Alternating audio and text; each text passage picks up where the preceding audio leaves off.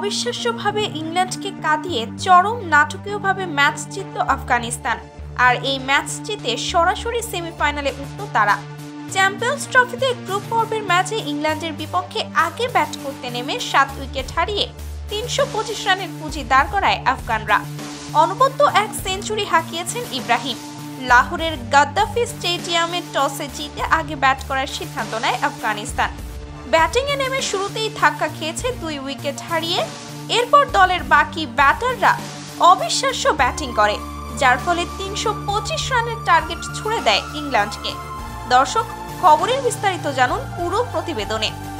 আফগানিস্তানের 326 রানের জবাবে ইংল্যান্ড ও শুরু থেকেই ধাক্কা খেয়ে বসে কয়েকটি উইকেট হারিয়ে বসে।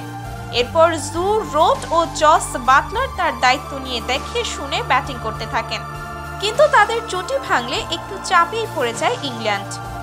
তবে এরপর শেষ মুহূর্তে চরম নাটকীয়ভাবে আফগানিস্তানের বোলারদের দারুণ দাপুটে হেসে খেলেই অবিশ্বাস্য জয় তুলে নেয় আফগানিস্তান।